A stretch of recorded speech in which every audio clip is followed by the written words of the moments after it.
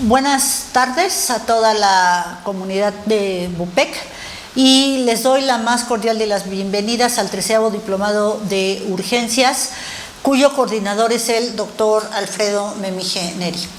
Yo soy la doctora Janet Martínez Tobilla. Vamos a hablar, soy pediatra, intensivista pediatra, y el día de hoy vamos a abordar dos temas muy importantes: el de urgencias pediátricas y el segundo es el infante quemado en urgencias.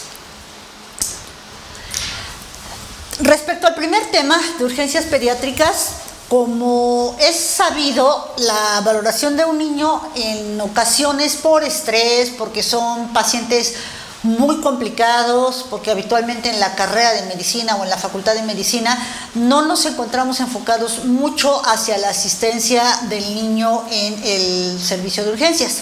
Entonces vale la pena mencionarles algunos antecedentes que les van a servir a ustedes para poder realizar este abordaje. En primer lugar, en el 2000 ya la Academia Americana de Pediatría realizó el primer programa de educación prehospitalaria en este tipo de pacientes. Y este programa fue la base para que posteriormente se crearan algunas organizaciones, tanto nacionales como internacionales, y llegaran a la justificación del por qué se requiere una estrategia diferente para el abordaje de estos pacientes, sobre todo el abordaje primario. Para el 2005, el mismo comité fue convocado para revisar las definiciones de la valoración inicial del paciente pediátrico en urgencias.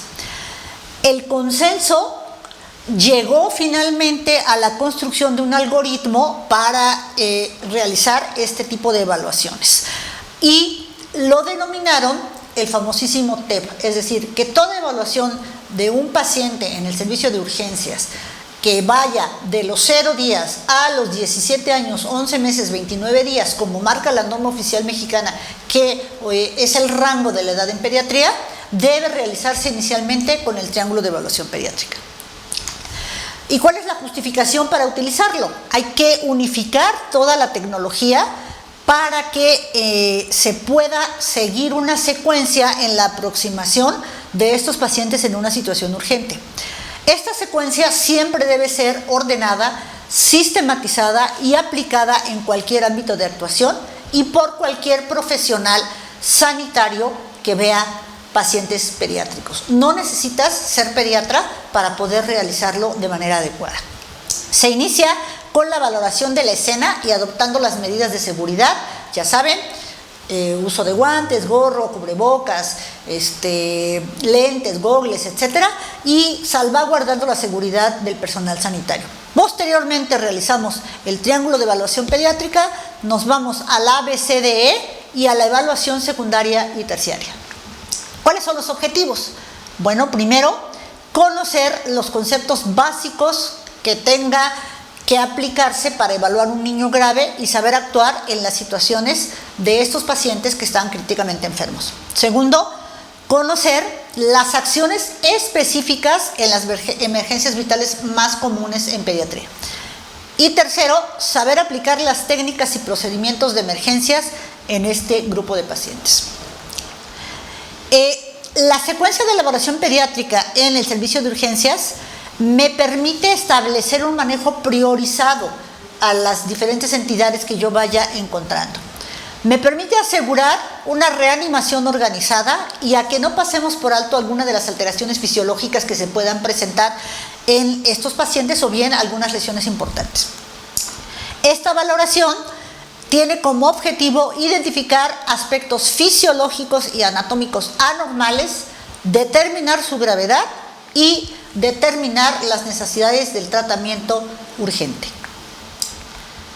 Hablamos que voy a realizar primero mi impresión general a través del triángulo de evaluación pediátrica que veremos a continuación, una valoración primaria que me indique el ABCDE, la valoración secundaria que se denomina como valoración adicional, en la que me va a incluir la historia clínica y la exploración enfocada a lo que yo haya encontrado en esa situación de urgencia.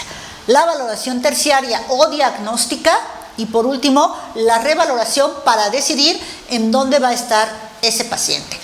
Cirugía, unidad de cuidados intensivos, hospitalización, observación, área de choque, o bien se podría regresar a casa, o en el peor de los escenarios, el paciente pudiese llegar a fallecer.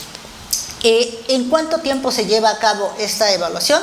En los famosísimos 30 minutos de platino. Tengo 30 minutos para hacer estas 5 pautas y establecer una posible causa diagnóstica que haya llevado al paciente al servicio de urgencias.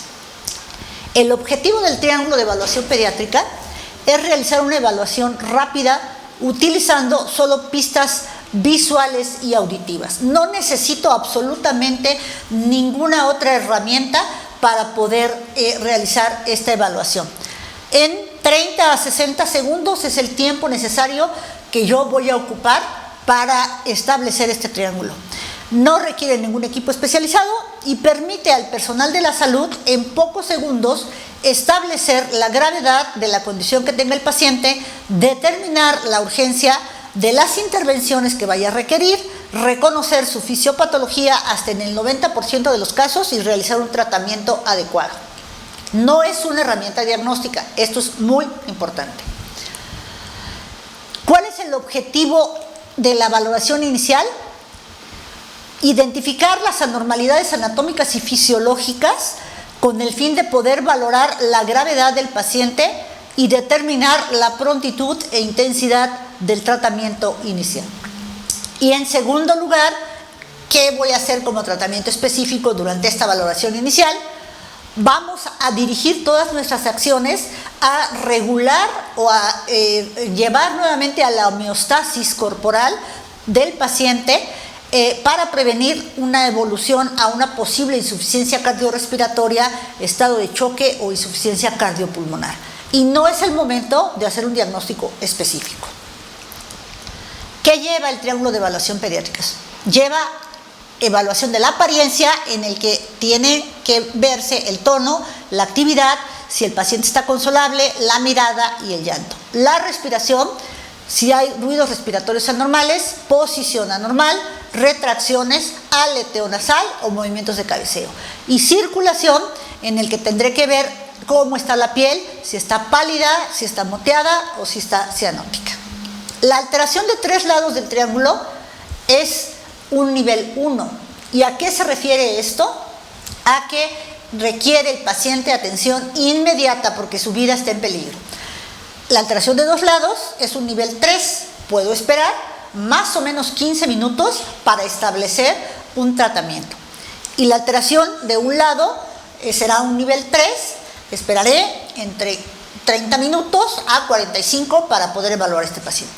Cuando ningún lado está alterado, hablamos de nivel 4 o 5, el paciente está completamente estable. Vámonos uno por uno. La apariencia o aspecto general va a reflejar el adecuado estado de la ventilación y la oxigenación y de la perfusión cerebral. Esta apariencia es muy importante, o quizá lo más importante, para considerar si un niño está enfermo o no. Todos nosotros hemos visto cuando llega un niño al consultorio o al servicio de urgencias, o cuando estamos en hospitalización, viendo si el niño, por ejemplo, si tiene mucha fiebre, como si está muy irritable, o si está en estado de choque, la apariencia pues va a ser una apariencia sumamente alarmante para nosotros. ¿Y qué voy a evaluar? De acuerdo al grado de desarrollo del paciente, valoraré el tono, si es normal, si hay flacidez, si hay ausencia de movimientos, si hay resistencia a la evaluación, si es capaz de pararse o sentarse.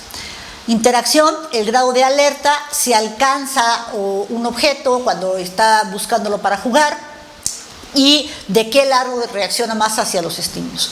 Si está consolable, qué tanto lo consuela el cuidador, permanece irritable a pesar de que el cuidador esté con él, la mirada, si la fija, si no ve o si ve cuando le hablamos, o si tiene la mirada perdida. Y el llanto o lenguaje, si es desproporcionado para la situación, es fuerte, débil o solo gime. El lenguaje es incomprensible o es comprensible, dependerá nuevamente de acuerdo al estado de desarrollo del paciente. La apariencia anormal puede ser causada por falta de oxigenación, ventilación o perfusión cerebral. Una apariencia que está claramente alterada nos va a llamar rápidamente la atención porque nos indica que el niño está gravemente enfermo o lesionado, como los que podemos ver aquí. Y cuando la apariencia está alterada, lo denominamos que el paciente está cursando con una disfunción cerebral primaria. Respecto al trabajo respiratorio, este es un indicador exacto de la oxigenación y la ventilación. Va a reflejar el intento que hace el paciente para compensar cualquier anormalidad que pudiese estar alterando estas dos entidades. Para valorar el trabajo respiratorio siempre debemos escucharlo desde la distancia, cómo está respirando, si es un ruido normal o si es un ruido anormal el que se presenta. Y posteriormente vamos a visualizar el tórax en busca de movimientos anómalos, verificar la posición que adopta el paciente y todo esto mientras el niño está entrando al servicio de urgencias. Así tenemos que buscar algunas situaciones que nos llamen la atención. Por ejemplo, los sonidos. Escucharemos si respira normalmente, si respira con ruido, si presenta estridor, quejido o sibilancia. La posición, si es una posición libremente escogida, de trípode, de olfateo o de rechazo a la posición supina. Y los datos de dificultad respiratoria, si tiene tiraje intercostal, retracción, aleteo nasal o disociación toracoabdominal. Aquí es importante remarcarles, la disociación toracoabdominal en el paciente menor a 2 años no es tan fácil de evaluar porque son netamente respiradores abdominales y algunas personas lo sustituyen por cianosis. Los ruidos respiratorios anormales pueden ser, como ya lo comentamos, desde ruidos de estridor o inclusive ruidos apagados. La posición anormal puede ser de trípode, de olfateo o de rechazo a acostarse por la dificultad respiratoria importante que está presentando el paciente. Las retracciones, dependiendo de la intensidad y la localización, van a reflejar la gravedad de la hipoxia que puede tener el paciente y pueden ser supraclaviculares, intercostales, subesternales, y en los lactantes, los menores de 2 años, se sustituye por el cabeceo y bien la presencia de aleteo nasal. Algunas características de la alteración del trabajo respiratorio me dicen que una apariencia normal con un trabajo respiratorio anormal se denomina dificultad respiratoria. Una apariencia anormal con un trabajo respiratorio anormal se denomina fallo respiratorio. La principal causa de paro en pediatría, de paro cardíaco, es la hipoxia, así que tenemos muy buen tiempo para determinar si el paciente puede estar cursando con situaciones de hipoxia y prevenir el paro. Afortunadamente solo un porcentaje muy bajo presenta paro cardíaco súbito, sobre todo aquellos niños que son portadores de cardiopatías congénitas, posoperados de corazón o bien los que tengan alguna canalopatía. Respecto a la circulación, el objetivo de esta es evaluar rápidamente la valoración circulatoria para determinar el gasto cardíaco y la perfusión de los signos vitales, de los órganos vitales, si esta es la adecuada. Deberemos exponer siempre al niño, obviamente cuidando siempre la posibilidad de no generar la hipotermia, a una inspección visual, desnudo el paciente, si se puede, si no, como el triángulo es en 30 segundos, pues cuando llegue lo observaremos. Veremos la piel, las mucosas en busca de palidez, cianosis o un aspecto marmóreo. Si el paciente va pálido, pues ya bueno, podemos ver en piel y mucosas blancas, o si está la piel semejante a un mármol, la llamamos piel marmórea o marmolata, que nos habla de un estado grave del paciente porque hay una vasoconstricción generalizada para poder preservar la circulación y la oxigenación del sistema nervioso central y el miocardio. O bien la cianosis, que ya todos conocemos, que es la coloración azulada de la piel y las mucosas. Ojo, mucho cuidado aquí con los pacientes de raza afroamericana. ¿Qué pasa con los pacientes de raza afroamericana? ¿Dónde buscaremos la coloración cianótica? No es tan fácil buscarla en los labios o en los lechos unguiales. Se recomienda que le pidan a la mamá que le abra la boca al paciente para ver la mucosa del carrillo sobre todo. Un aspecto normal, con un trabajo respiratorio normal y una alteración de la circulación cutánea, lo denominamos choque compensado. y un aspecto anormal con un trabajo respiratorio normal y alteración de la circulación cutánea, la denominamos choque descompensado. Cuando combinamos la evaluación de los tres componentes del triángulo de evaluación pediátrica, nos podrá ayudar a responder tres preguntas. ¿Cuál es la normalidad fisiológica más probable? ¿Qué gravedad tiene la enfermedad o lesión del niño? ¿Qué rapidez o con qué rapidez debemos actuar y qué tipo de tratamiento debemos instalarle? De acuerdo con lo que encontremos en el triángulo de evaluación pediátrica, los pacientes pueden categorizarse en 7 rubros. El primero, con una apariencia anormal, trabajo respiratorio normal y circulación a la piel normal, hablamos de disfunción cerebral primaria o enfermedad sistémica. La apariencia normal, trabajo respiratorio anormal, circulación a la piel normal, nos habla de dificultad respiratoria. Apariencia anormal, trabajo respiratorio anormal, circulación a la piel normal, insuficiencia cardiorrespiratoria. Apariencia normal, trabajo respiratorio normal, circulación a la piel anormal, choque compensado. Apariencia anormal, trabajo respiratorio normal y circulación a la piel anormal, choque descompensado. Cuando todo tenemos anormal, insuficiencia cardiorrespiratoria. Y cuando todo está normal, el paciente será un niño estable. Después de que hacemos el triángulo de evaluación pediátrica, nos vamos a la evaluación primaria. Esta utiliza el modelo de los ABCDE para la evaluación y el manejo de las diferentes patologías que encontremos en el servicio de urgencias. Es una evaluación muy práctica de la función respiratoria, de la función cardíaca y neurológica, que va a incluir siempre la toma de signos vitales, aquí sí ya intervenimos, y la oximetría de pulso. Y nos dice, primer paso, evalúo, evaluación primaria. Evaluación secundaria, pruebas diagnósticas. Segundo paso, identifico cuál alteración puede estar padeciendo el paciente y la intervengo. Por ejemplo, si llega con un neumotórax, llegará taquicárdico con la tríada de Guillain presente, los ruidos cardíacos velados del hemitórax del neumotórax, hiperclaridad pulmonar, etcétera. Lo tengo que descomprimir en ese mismo momento. Y la evaluación primaria lleva a, que es mantener la vía aérea permeable con protección de la columna cervical siempre que todos los pacientes presenten lesión por arriba de los hombros, se considera que presentan una lesión medular hasta no demostrar lo contrario. Del 8 al 10% de los pacientes en pediatría tienen alteraciones de la médula espinal sin anormalidades radiológicas. B, respiración y ventilación, saturando 94 a 99% siempre. C, circulación, condición cardíaca y control de hemorragias. D, discapacidad, déficit neurológico y búsqueda de deformidades severas. Y E, exposición, eutermia y euglicemia. ¿Qué intervenciones podemos nosotros realizar en caso de que encontremos alguna alteración? Por ejemplo, la vía aérea me va a valorar la permeabilidad. Es fundamental siempre el control de la columna cervical, sobre todo en el paciente que tenga lesión arriba de los hombros, y la evaluación de la A incluye la existencia, que tengo que evaluar la existencia de algún ruido respiratorio audible a distancia, el movimiento del aire y del tórax. Si hay obstrucción completa de la vía aérea, tendré que hacer maniobras específicas para desobstruirla. Son solamente algunos ejemplos de lo que yo puedo llegar a encontrar en urgencias y lo que debo de hacer.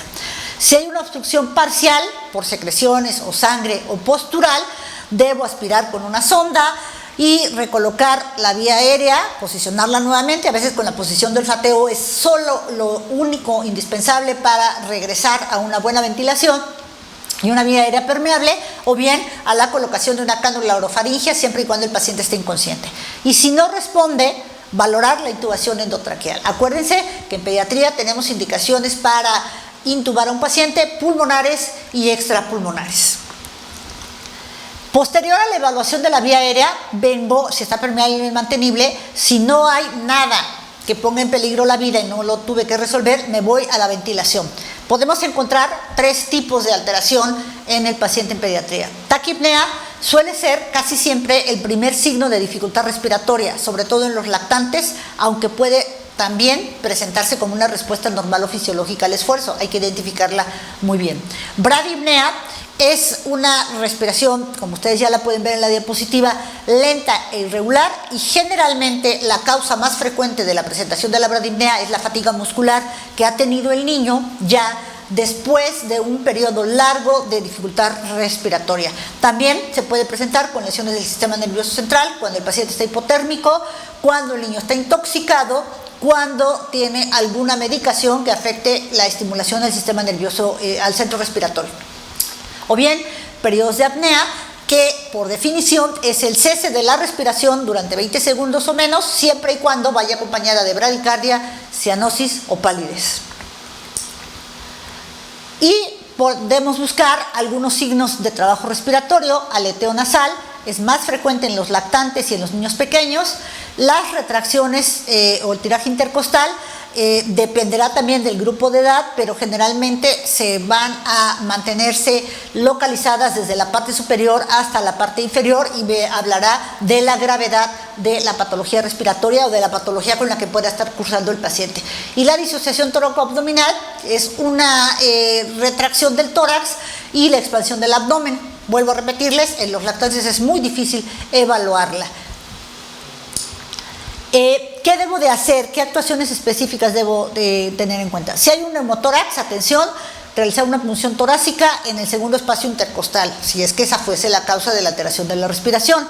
Si el hemotórax, por otra parte, es atención, coloco un tubo de drenaje torácico en el quinto espacio intercostal, de donde sea el hemotórax. Si hay neumotórax abierto, hay que tapar el orificio con un sistema valvular, permitir la traumatopnea para evitar que se haga un neumotórax, atención. Y si hay un tórax inestable, hay que intubar al paciente y realizarle maniobras de reclutamiento alveolar a través del PEP para que pueda fijarse estas fracturas costales. Algunos compañeros de ortopedia han hecho ya fijación de las fracturas costales en adultos. En niños la evidencia no es muy clara, por lo que todos van a requerir, si llegan en estas condiciones, ventilación mecánica con el uso de PEP. Y si hay contusión bilateral pulmonar masiva, igual soporte respiratorio con maniobras de reclutamiento alveolar. ¿Qué valoro en la circulación? Frecuencia cardíaca, pulsos periféricos y centrales, perfusión cutánea, coloración de la piel, temperatura, llenado capilar, ritmo cardíaco y presión arterial.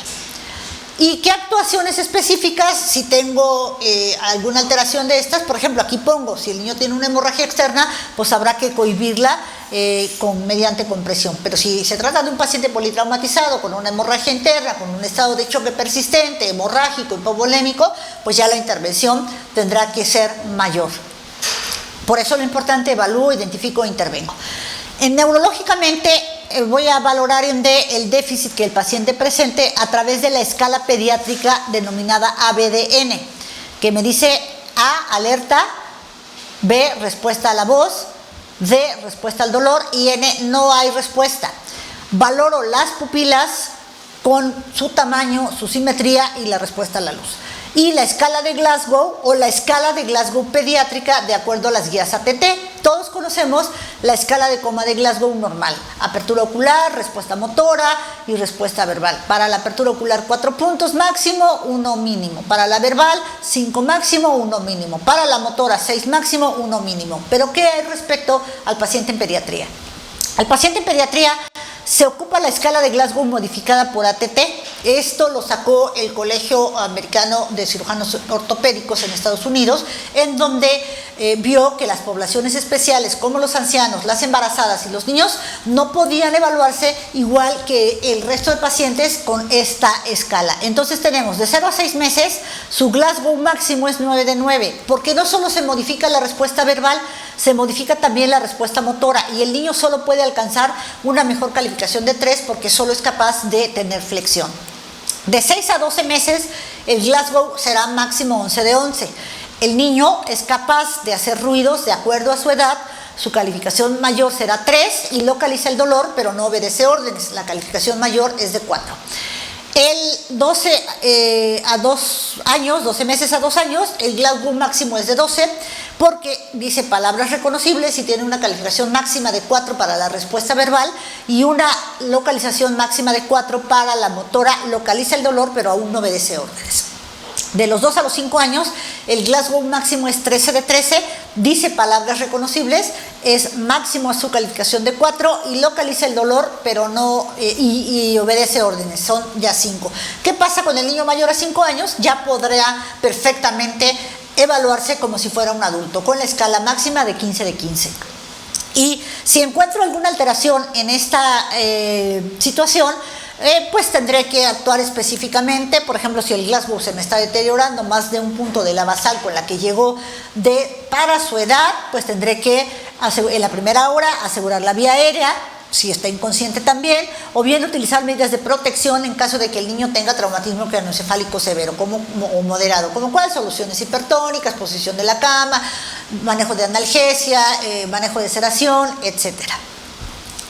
En la exposición, siempre debo revisar al paciente de cabeza a pies con la finalidad de identificar si presenta algunos indicios de traumatismo, hemorragias que no hayan sido visualizadas o quemaduras o lesiones en la piel. Desafortunadamente en nuestro país sigue habiendo muchos casos y es altamente desagradable presenciar la condición de un niño con síndrome de niño maltratado. Por lo tanto, siempre tendremos que buscar algunas otras lesiones agregadas.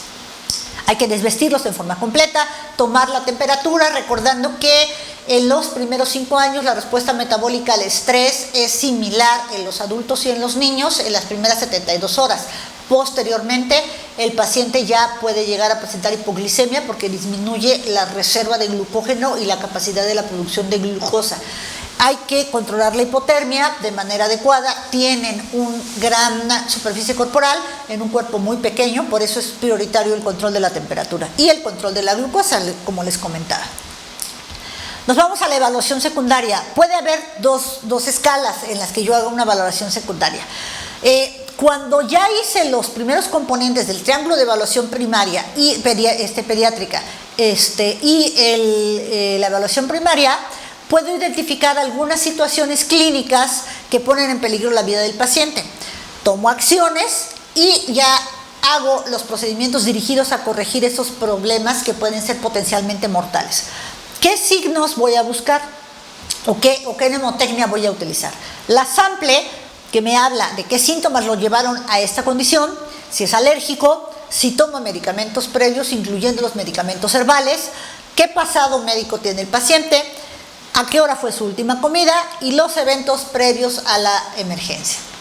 O bien, a través del AMPLIAT, que generalmente es lo mismo, solamente me agrega la T, que es de tétanos y vacunas en la infancia, que para nosotros en pediatría es sumamente importante el ver este esquema de vacunación. A es igual, E de medicamentos, P de patologías, L de últimos alimentos y bebidas, A de eventos y ambientes relacionados con la lesión y la T de tétanos y vacunas de la infancia. Esto que les acabo de mencionar, hablando de la evaluación primaria, el triángulo de evaluación pediátrica, la evaluación secundaria y la evaluación terciaria, no me debo de esperar quizá a que se deteriore más el paciente. Eso está totalmente prohibido y está mal. Si yo no puedo resolver un neumotórax, porque no sé, porque no tengo la habilidad, deberé de buscar a la persona que me pueda ayudar a la resolución del neumotórax o del hemotórax o de la colocación de una osteoclisis, por ejemplo. Pero todo lo debo de hacer después de que ya hice el triángulo de evaluación pediátrica y voy a iniciar con las evaluaciones, la primaria, la secundaria y las pruebas diagnósticas. Vuelvo a repetir, todo esto se hace en 30 minutos, los denominados 30 minutos de platino. Ya la hora dorada, por lo menos para el paciente en urgencias de pediatría, ya no la ocupamos tanto, porque el tiempo que nos demanda la atención del paciente para que se ponga grave puede ir en nuestra contra. Entonces, estoy revisando vía aérea permeable y ventilación, tomo signos vitales, veo que está desaturado, detecto el neumotórax, entonces ya no me espero a hacer una prueba de una tele de tórax. Si lo tengo clínicamente, lo lo resuelvo de inmediato. Si yo tuviera la posibilidad de contar con un ultrasonido en la sala de urgencias, bueno, pues el ultrasonido buscando el punto pulmonar será mucho más fácil que yo pueda resolver este problema. Pero entonces, no se nos olvide, la evaluación del paciente pediátrico en urgencias es triángulo de evaluación pediátrica. Primero, no necesito absolutamente ninguna herramienta, 30 a 60 segundos. Trabajo respiratorio, aspecto y circulación. Evaluación primaria, A, B, C, D, E. Evaluación secundaria a través de sample o ampliar, pruebas diagnósticas y no olvidarme de la evaluación, la intervención y la identificación de las patologías. Y aquí les dejo la bibliografía por si alguno tiene alguna duda. Muchas gracias.